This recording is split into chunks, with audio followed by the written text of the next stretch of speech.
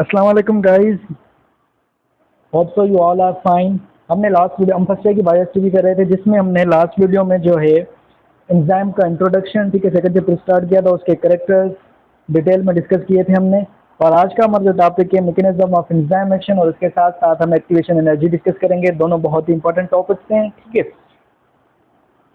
So guys, here I am your parasite. Welcome you all in my platform, my channel, in my era। आपका और हमारा सबका खूबसूरत सा, प्यारा सा, हैंडसम सा channel.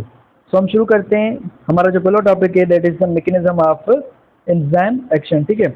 Mechanism of enzyme action में मैंने आपको लास्ट वीडियो में ही थोड़ा बहुत उसके बारे में बता दिया था कि, और वो तो हमने बहुत डिटेल में डिस्कस करा है, तो अब उन टर्म्स को डिस्कस करने की यहाँ पे नीड नहीं है, ठीक है। तो जिसने नहीं देखा वो जाके देख ले, क्योंकि मैंने सारे टर्म्स इसलिए वहाँ पे 40 मिनट की वीडियो इसलिए डिस्कस की थी ताकि हमने आगे जस्ट उनको टच करते और पढ़ते जाएं। तो मैंने आपको कहा था कि होता क्या है कि एंजाइम और सबस्ट्रेट आपका मिलता है, और फिर क्या बनता है, एंजाइम सबस्ट्रेट कॉम्प्लेक्स में बनता है आपका, ठीक है। उसके बाद वो कन्वर्ट होता है आपके एंजाइम प्रोडक्ट कॉम्प्लेक्स में, और उसके बाद वो आपका क्या होता है, एंजाइम और प्रोडक्ट अलग हो जाता है। ये है बेसिकली मैकेनिज्म ऑफ एंजाइमेशन। मैकेनिज्म का मतलब क्या है? मैकेनिज्म आप बोलते हो कि कोई भी चीज़, कोई भी प्रोसेस कैसे होता है, ठीक है। तो वो हम देख रहे हैं कि एंजाइम जो रिएक्शन को स्पीड अप करता है, एंजाइम का जो फंक्शन है, एंजाइम जो इतना बड़ा रोल प्ले करता है लाइफ में, सेलुलर एक्टिविटीज़ में, तो वो कैसे होता है, उसका मैकेनिज्म क्या है, वो ये सब मैजिकल चीज़ें कैसे करता है, ठीक है। तो वो हम देख रहे हैं। तो इसका बेसिक मैकेनिज्म ये है कि एंजाइम सबस्ट्रेट के साथ अटैच होगा, एंजाइम सबस्ट्रेट कॉम्प्लेक्स बनेगा, वो एंजाइम उसको कैटेलाइज करेगा। सबस्ट्रेट को रिएक्टेंट भी बोलते हैं, ठीक है, ये मैं बता चुका हूँ। तो एंजाइम सबस्ट्रेट कॉम्प्लेक्स कन्वर्ट होगा एंजाइम प्रोडक्ट में, मतलब मैं बोल सकता हूँ आपका रिएक्टेंट प्रोडक्ट में कन्वर्ट हुए, और उसके बाद एंजाइम और प्रोडक्ट अलग हो जाएंगे। और हमने ये कैरेक्टरिस्टिक्स में लास्ट एंजाइम के कैरेक्टरिस्टिक में पढ़ा था कि एंजाइम रिमेन अनचेंज्ड ड्यूरिंग और आफ्टर द केमिकल रिएक्शन, ठीक है। तो यहाँ पे देखें, ठीक है, मैकेनिज्म ऑफ एंजाइम एक्शन, इस पूरे पैराग्राफ में यही लिखा हुआ है कि एंजाइम आएगा, सबस्ट्रेट मिलेगा, एंजाइम सबस्ट्रेट कॉम्प्लेक्स बनेगा, ठीक है, फिर एंजाइम प्रोडक्ट, फिर एंजाइम सेपरेट, प्रोडक्ट सेपरेट, ठीक है। ये चीज़ मैं आपको पहले ही बता चुका हूँ, पिछले वीडियो में बता चुका हूँ, और अभी यहाँ मैंने बता दी। अब एंजाइम की मजीद एक्टिविटी को जो है ना डिफाइन करने के लिए आपके पास क्या है, दो थ्योरीज हैं, ठीक है। क्या है? दो थ्योरीज हैं। एक आप बोलते हो लॉक एंड की मॉडल, ठीक है, और दूसरा आप बोलते हो इंड्यूस फिट मॉडल। दूसरा आप क्या बोलते हो? इंड्यूस फिट मॉडल, ठीक है। तो आपके दो मॉडल है, लॉक एंड की मॉडल, और दूसरा इंड्यूस एंड फिट मॉडल, ठीक है। दोनों ही बहुत सिंपल है, जो जो मेन बातें हम उनकी डिस्कस करेंगे, छोटे से हैं दोनों। तो पहला आपका आता है इंड्यूस फिट मॉडल, सॉरी, पहला आपका है लॉक एंड की मॉडल। लॉक एंड की मॉडल, अब आप इसको ना नाम से ही समझ गए होगे, लॉक एंड की मॉडल। अब लॉक एंड की मॉडल में क्या होता है, अब यहाँ पे हम दो चीज़ों की बात करने वाले हैं, ठीक है, एंजाइम एंड सबस्ट्रेट आपका। अब ये लॉक एंड की मॉडल क्या कहता है, ये कहता है कि जैसे एक स्पेशल लॉक को, ठीक है, हमने ये बात डिस्कस कर चुका हूँ मैं कि एंजाइम स्पेसिफिक इन नेचर होते हैं, ठीक है। तो यहाँ पे ये बोल रहा है कि जैसे स्पेशल लॉक को, स्पेसिफिक लॉक को एक स्पेशल की होती है जिससे वो लॉक खुलता है, ठीक है। बिल्कुल इसी तरह स्पेसिफिक एंजाइम पे, ठीक है, स्पेसिफिक एंजाइम पे स्पेसिफिक सबस्ट्रेट आकर अटैच होगा, तब भी आगे मैकेनिज्म, आगे वो फंक्शन, वो काम, वो प्रोसेस, वो रिएक्शन होगा। समझ रहे हो? इसका मेन मतलब यही था, वो हमें लॉक एंड की के थ्रू यही समझाना चाह रहा था कि एंजाइम स्पेसिफिक इन नेचर है, ठीक है। ऐसे मैंने वो आपको मिसाल देके समझाया था, ठीक है। फॉर एक ये एंजाइम है, फॉर सपोज एक ये एंजाइम है, ठीक है, और फॉर सपोज आपके एक ये एंजाइम है, ये बिल्कुल ट्राइगोनल है, सेम नहीं, ठीक है। जैसे आपके एक एंजाइम ये हैं जिनकी शेप ऐसे, तो ये सारे आपके डिफरेंट एंजाइम्स हैं। अब सबस्ट्रेट भी जाहिर सी बात है डिफरेंट होंगे, ठीक है। फॉर सपोज आपका एक सबस्ट्रेट ये है, आपका एक सबस्ट्रेट ये है, आपका एक सबस्ट्रेट ये है, ठीक है। तो जाहिर सी बात है आपका एक सबस्ट्रेट ये है, तो अब ये फॉर सपोज ये एंजाइम, आपका ये एंजाइम, और ये सारे आपके क्या है, सबस्ट्रेट है, ये आपका सबस्ट्रेट, ये आपका सबस्ट्रेट, ये आपका सबस्ट्रेट। अब ऐसे नहीं सकता कि ये आपका आपका ये जो, ठीक है, आपका जो ये सबस्ट्रेट है वो इस पर आगे अटैच हो जाए, या आपका ये सबस्ट्रेट यहाँ अटैच हो जाए, आपका ये सबस्ट्रेट यहाँ अटैच हो जाए, या आपका ये सबस्ट्रेट यहाँ अटैच हो जाए। अब ये स्पेसिफिक, इस शेप वाला ही सबस्ट्रेट यहाँ पे आके अटैच होगा, इस शेप वाले सबस्ट्रेट यहाँ पे आके अटैच होगा, या फिर ये स्पेसिफिक एंजाइम इसी किस्म के, जहाँ पे जैसी एक्टिव साइड है उसी किस्म के सबस्ट्रेट के साथ अटैच होगा। फॉर सपोज अब ये सबस्ट्रेट हो जाए, इसके बाद ये सबस्ट्रेट आके यहाँ अटैच होगा, ठीक है, ये इसके साथ यहाँ आके अटैच होगा, और आपका ये सबस्ट्रेट, ठीक है, इसको थोड़ा थोड़ा ऐसे बना लो, तो ये आपका आके यहाँ अटैच होगा, ठीक है।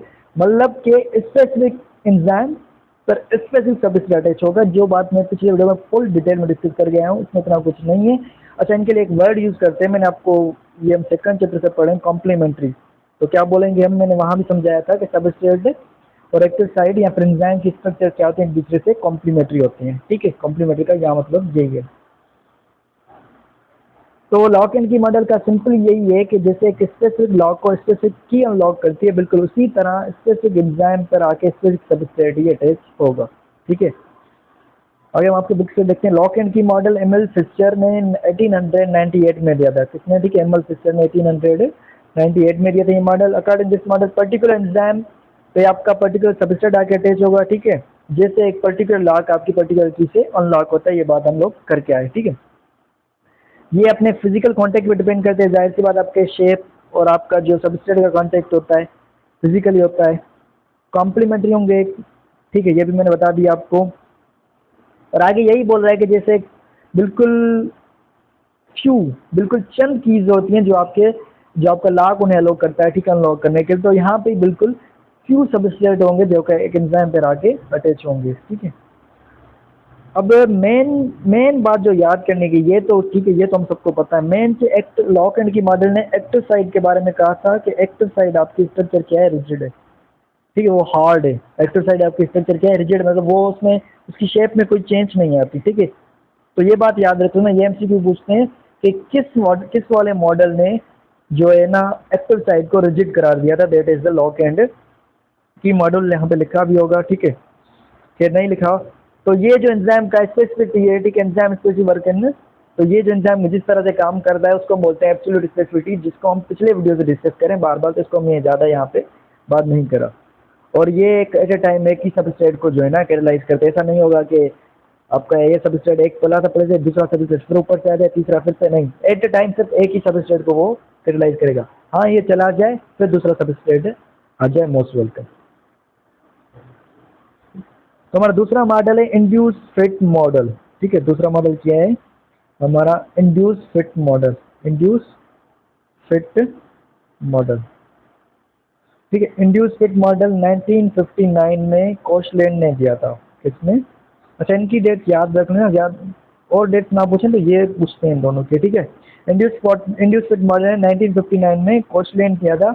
अब इंड्यूस फिट मॉडल के हिसाब से इसने क्या कहा कि जब सबस्ट्रेट, ठीक है, जब आपका सबस्ट्रेट एंजाइम के साथ अटैच होता है, ठीक है, आपका सबस्ट्रेट जब एंजाइम के साथ अटैच होता है तो वो उसकी स्ट्रक्चर को, किसको, एंजाइम की स्ट्रक्चर को, एंजाइम की शेप को चेंज करता है, ठीक है, उसकी स्ट्रक्चर उसकी शेप को इंड्यूस करता है। उसकी शेप कौन सी, उसकी एक्टिव साइड वाली। तो मतलब जब भी इंड्यूस मॉडल क्या कह रहा है, मेरे अल्फाज गौर से सुनिएगा, उसने कहा था, मैं स्लोली बता रहा हूँ, कि जब भी कोई सबस्ट्रेट एंजाइम के ऊपर आकर अटैच होगा वो उसकी शेप को इंड्यूस करेगा, उसकी स्ट्रक्चर को इंड्यूस करेगा। इंड्यूस का मतलब उसकी शेप उसकी स्ट्रक्चर को चेंज करेगा। अब ये कैसे हो रहा था कि इंड्यूस फिट मॉडल के हिसाब से, इंड्यूस फिट मॉडल ने कहा, कोशलैंड ने कहा कि जो आपकी एक्टिव साइट है, ठीक है, आपकी जो एक्टिव साइट है जिस पे आप इतना उछल रहे हो, वो आपकी एक्टिव साइट फ्लेक्सिबल है।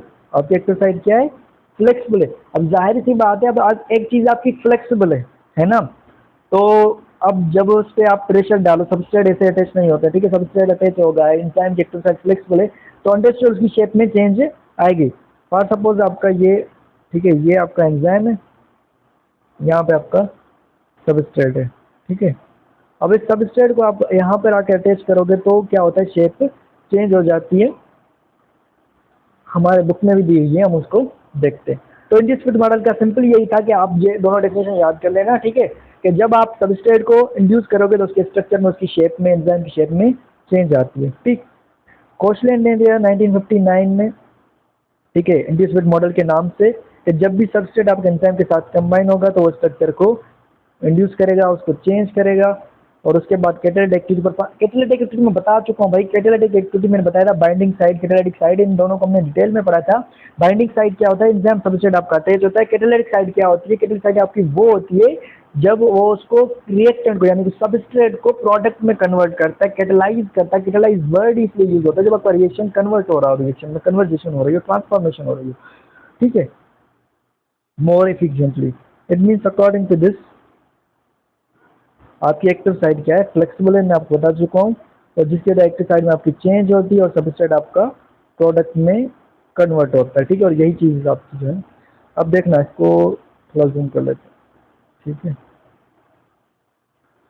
अब आपका ये एंजाइम है, ठीक, ये आपका सबस्ट्रेट, सबस्ट्रेट और एंजाइम की शेप यानी कि उसकी एक्टिव साइड की शेप जो है ना, गौर से देख लो, ठीक है। यहाँ पे सबस्ट्रेट अटैच हुआ, यहाँ पे एंजाइम सबस्ट्रेट कॉम्प्लेक्स बना, ठीक है, आपको पता है। उसके बाद ये जाहिर सी बात कैटेलाइज होगा, ये एंजाइम प्रोडक्ट कॉम्प्लेक्स में बना, ठीक है। अब यहाँ पे देखें, यहाँ पे इनकी शेप देखें, ठीक है, और यहाँ पे इनकी शेप देखें, ये देखें ट्राइंगल कितना डीप पे, और ये भी आपका जो है ना कितना डीप है, मतलब आपकी शेप चेंज हो जा रही है। मॉडल यही कहना चाह रहा था, ठीक। तो यहाँ पे क्या बना आपका एंजाइम प्रोडक्ट कॉम्प्लेक्स, और ये बाद में आपको पता है एंजाइम अलग हो जाएगा, आपकी प्रोडक्ट जो है ना अलग हो जाएगी। तो ये था आपका इंड्यूस विद मॉडल जो शेप को इंड्यूस करता है, ठीक है। अब दो चीज़ें, इन दोनों में से जो ज़्यादा मकबूल, जो ज़्यादा सक्सेस पाई थी जिसने, या जिसको ज़्यादा मकबूलियत मिली, माना जाता है कि भाई ये अच्छा है, ये सही है, ऐसे एंजाइम वर्क करता है, तो वो आपका इंड्यूस विद मॉडल है। वो आपका कौन सा है, वो आपका इंड्यूस विद मॉडल है, इसको ज़्यादा मकबूलियत मिली है। अब एक बात बता दूं, आप सबके में डाउट होगा, लॉक एंड की मॉडल को लेके ये सवाल आता है कि कौन सा लॉक है। बात तो कर ली मैंने नहीं बताया, ठीक है, कि मैंने कहा ये क्लियर कर दूं, बाद में बताता हूँ कि ये बात होती है कि भाई सबस्ट्रेट लॉक के, एंजाइम लॉक के, या एंजाइम जो है ना की है, सबस्ट्रेट की है, तो क्या है। तो ये बुक टू बुक वेरी करता है। आप गूगल करोगे आपको अलग मिलेगा, आपको फेडरल में अलग मिलेगा, आपको पंजाब में अलग मिलेगा, आप ओल्ड सिंध उठा लो उसमें अलग मिलेगा, और यहाँ पे तो सिंध में लिखा ही नहीं हुआ है।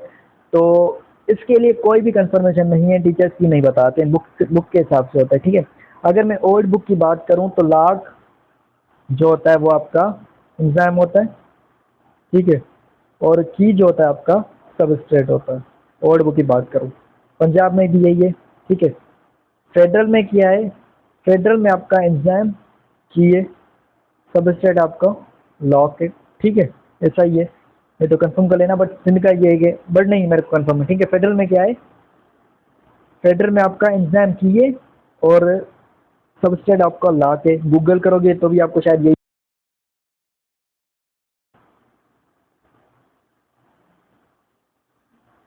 ठीक है, सबस्ट्रेट इज लॉक। तो इसकी कोई भी कंफर्मेशन नहीं है, आप बुक को फॉलो करिएगा। आपके बुक में अब मेरी ये है कि आप एंजाइम को एज ए लॉक मानो, की को एज ए सबस्ट्रेट, ओके। तो ये दोनों चीज़ें थी। अब आता है हमारा नेक्स्ट टॉपिक, एक्टिवेशन एनर्जी, ठीक है। थोड़ा टिपिकल है बट हम इसको इजी बना लेंगे, कोई बात नहीं है। कौन मतलब टिपिकल आइटम्स के बहुत कॉन्सेप्ट हैं जिस मिसकॉन्सेप्ट किया जाता है, आपके एमसीक्यूज गलत चले जाते हैं। अब एक्टिवेशन एनर्जी क्या है, अगर मैं, हम बार बार एक चीज़ पढ़ रहे हैं, ठीक है, उस पहले टॉपिक से, पहले वीडियो से हम बार बार एक चीज़ कर रहा हूँ, मैं बार बार उस वीडियो में अभी भी एक चीज़ कह रहा हूँ कि कैटेलाइज का मतलब होता है रिएक्शन आपका ट्रांसफॉर्म हो रहा है, आपके रिएक्टेंट प्रोडक्ट में कन्वर्ट हो रहा है। कोई भी रिएक्शन हो, जब भी रिएक्टेंट प्रोडक्ट में कन्वर्ट होते हैं तो आपकी बांड ब्रेकिंग और बांड फॉर्मेशन होती है। कन्वर्ट कराने के लिए पहले आपको पहले वाले बांड, ऐसे बोलते हैं ना कि नई चीज़ बनाने के लिए पहली जो चीज़ है वो तोड़नी पड़ती है, ठीक है। तो इसको कन्वर्जन करने के लिए तो बांध करने क्या करने पड़ेंगे आपको, तोड़ने पड़ेंगे, या बांध टूटते हैं। तो एक्टिवेशन एनर्जी को अभी के लिए मैं सिंपल वर्ड्स में डिफाइन करूं कि activation energy is amount of energy required to break the covalent bond, ठीक है। क्या बोलेंगे, अमाउंट ऑफ एनर्जी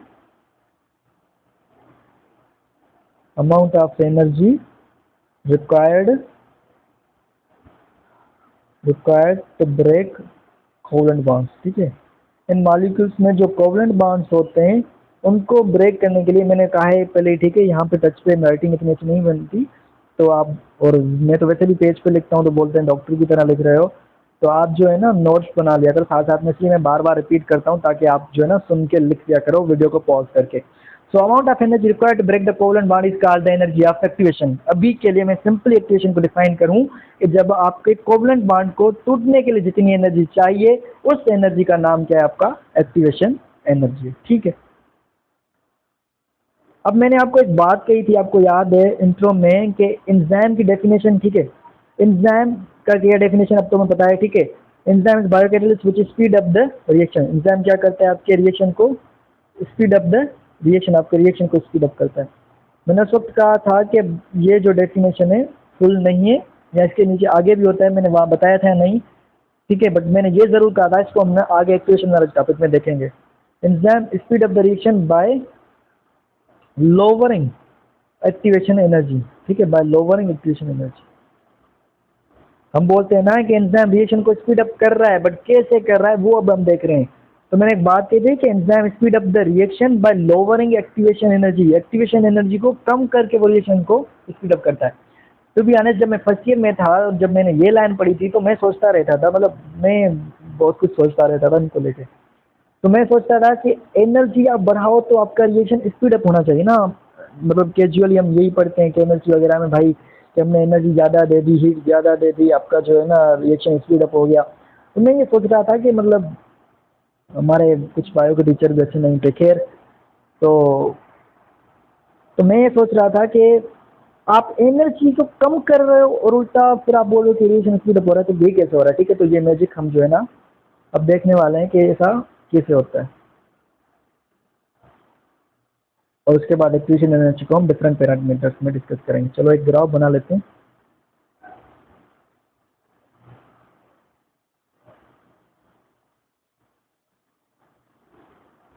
ठीक है, समझ लो ये आपकी रिएक्टेंस की साइड है, यहाँ से नहीं चलो फिर हम यहीं से कंसिडर करते हैं। अब एक आपका रिएक्शन है, ठीक है, कैसे वो हो रहा है। ठीक है,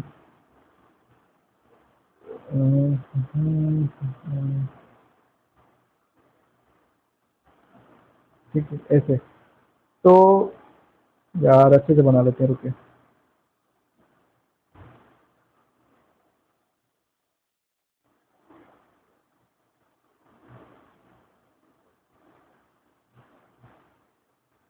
तो अब क्या हो रहा है कि आपका, हाँ अब ठीक है,